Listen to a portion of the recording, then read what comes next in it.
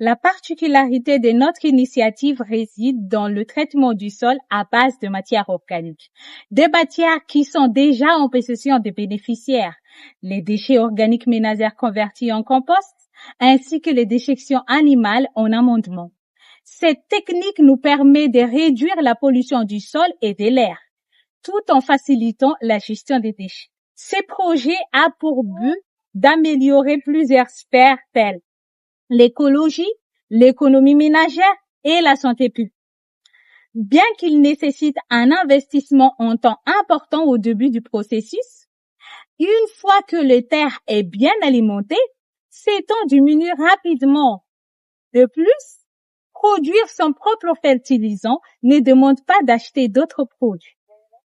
En établissant une communauté de producteurs de fertilisants non chimiques, nous offrons une formation, des suivis et d'accompagnement de communautés. L'échange intercommunautaire est l'une des particularités principales de notre projet, permettant aux producteurs de partager leur expérience, leurs résultats et d'améliorer leurs techniques et pratiques. Cet échange horizontal permet à la communauté de s'auto-former et de s'enrichir mutuellement d'idées et d'enthousiasme. Nous avons également réalisé de nombreuses itérations dans la formation. Par exemple, au début, les séances de formation avaient lieu dans une salle avec une approche plutôt scolaire. Mais cela s'est avéré peu efficace pour un processus très pratique. Nous avons donc changé notre approche et avons commencé à organiser nos séances directement chez un des bénéficiaires afin d'expliquer de manière plus concrète la pratique et la théorie de notre processus.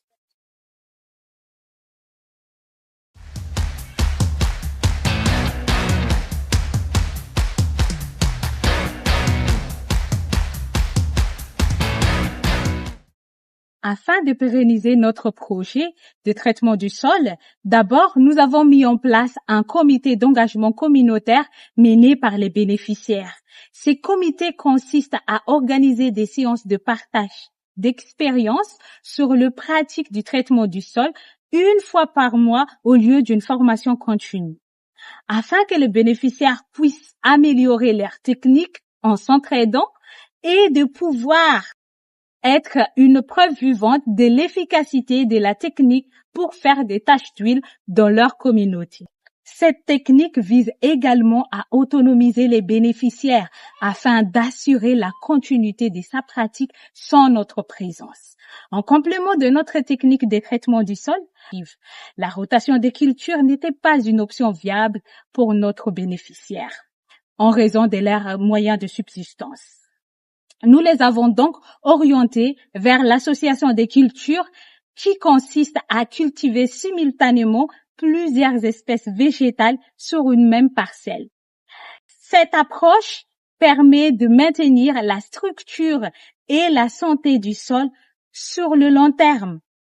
Le succès de notre projet réside à l'augmentation de la biodiversité du sol telle que les vers de terre, les bactéries et les champignons et l'amélioration de la structure du sol.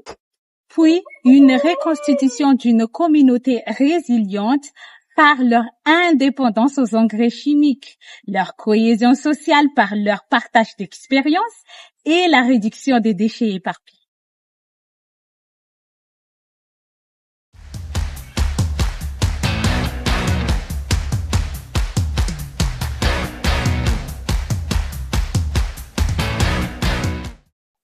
Avant notre projet, nos bénéficiaires achetaient 7 kilos d'engrais chimiques par mois, ce qui représente les 10% de leurs revenus. Grâce à notre initiative, ils ont complètement abandonné l'achat des engrais chimiques, ce qui leur permet d'économiser. De plus, ils ont observé une augmentation de la productivité de leurs récoltes, renforçant ainsi leur sécurité alimentaire. Sur le plan environnemental, notre projet a également apporté de nombreux bénéfices. Les matières organiques utilisées dans l'engrais naturel nourrissent le sol, améliorent ainsi la biodiversité. L'utilisation des matières organiques favorise le stockage de carbone dans le sol, réduit ainsi la concentration de dioxyde de carbone dans l'atmosphère. Notre projet a également un impact positif sur la santé publique. L'abandon des engrais chimiques permet de réduire les risques des maladies telles que les cardiovasculaires, les troubles hormonaux, les problèmes digestifs et l'intoxication aiguë. Par ailleurs, la gestion des déchets évite le recours à l'incinération, une pratique pouvant entraîner des maladies respiratoires, notamment le cancer du poumon. Enfin, notre initiative renforce la résilience des communautés face aux crises telles que la dégradation du sol, l'insécurité alimentaire et les inondations. Des inondations qui sont provoquées par l'accumulation des déchets dans les canaux d'évacuation, qui deviennent de plus en plus fréquents à Madagascar. Elle s'inscrit ainsi dans les efforts humanitaires menés par ma société nationale pour soutenir les populations vulnérables.